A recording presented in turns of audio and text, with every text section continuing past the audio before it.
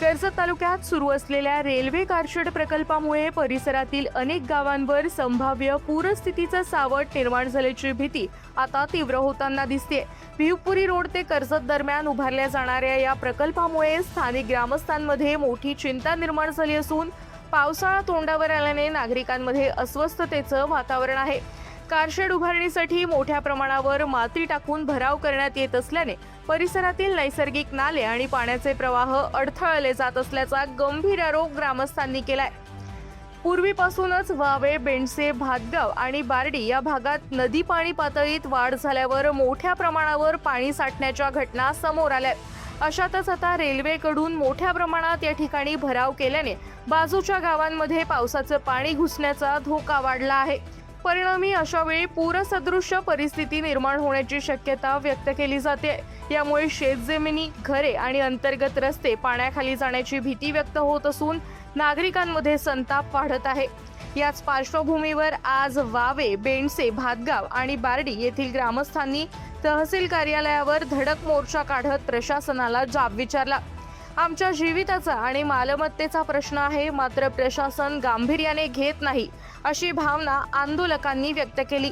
Railway प्रशासन आणि महसूल तसंच पाटबंधारे विभागाकडे वारंवार तक्रारी करूनही कोणतीही ठोस उपाययोजना करण्यात आलेली नसल्याचा आरोप यावेळी करण्यात आला। दरम्यान यावेळी ग्रामस्थांनी प्रशासनाला अंतिम इशारा देत तातडीने उपाययोजना न झाल्यास तीव्र आंदोलन छेडण्याचा इशारा दिलाय।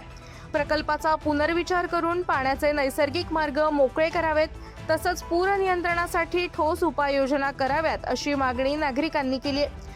दरम्यान तहसीलदार धनंजय जाधव यांनीही या प्रकरणाची गंभीर दखल घेत संबंधित विभागांना गावकऱ्यांच्या भावना समजून योग्य त्या उपाययोजना करण्याच्या सूचना दिल्या आहेत। मेट्रो कार शेडचा जो भराव सुरू आहे त्या अनुषंगाने वावे, बेंडसे, भातगाव या परिसरातील गावातील ग्रामस्थ यांनी आज निवेदन देऊन सदर भरावामुळे येत्या पावसाळ्यामध्ये पूरस्थिती निर्माण होऊ शकेल असे निवेदन दिले होते। त्या अनुषंगाने आज तहसील कार्यालय कर्जत येथे आपण सर्व संबंधित ग्रामस्थ आणि रेल्वेचे अधिकारी आणि पाटबंधारे खात्याचे अधिकारी यांच्या देखत सविस्तर या विषयाबद्दल चर्चा करण्यात आली।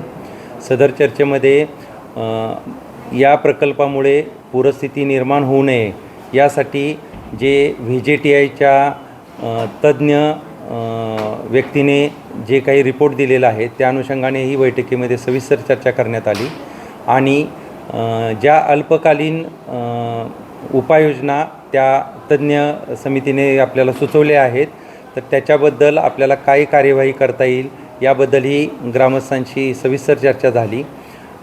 या मेट्रो कार शेडचं काम, भरावाचं काम हा थोडे दिवस हे अल्पमुदतीच्या ज्या उपाययोजना आहेत की ज्यामुळे पूरस्थिती निर्माण होणार नाही या होईपर्यंत रेल्वेच्या अधिकाऱ्यांनी सदरचे काम तात्पुरत्या स्वरूपात थांबवण्याचे मान्य केलेले आहे आणि यामध्ये नियमानुसार जास्तीत जास्त गतीनं यथोचित कामकाज करण्याच्या सर्व यंत्रणेला सूचना दिलेल्या आहेत। सर्वसामान्य परिस्थिती असताना सुद्धा पावसाळ्यामध्ये पूर आल्यानंतर या गावांचा सर्व कर्जत तालुक्याशी संपर्क तुटतो आणि अशा वेळेस जेव्हा रेल्वे प्रशासनाकडून कारशेड उभारणी होत असताना 5 ते 6 फूट त्यांनी जे भराव टाकलेला आहे त्यामुळे निश्चितच उल्हास नदीचा प्रवाह बदलून या गावांमध्ये ते पाणी शिरून जीवितहानी होईल, त्याचबरोबर पर्यावरणाची हानी होईल आणि सर्वात महत्त्वाची गोष्ट म्हणजे ज्यावर शेतकऱ्यांचं उदरनिर्वाह होत असतं अशा शेतीचंही नुकसान होईल आणि मातीची धूपसुद्धा होईल।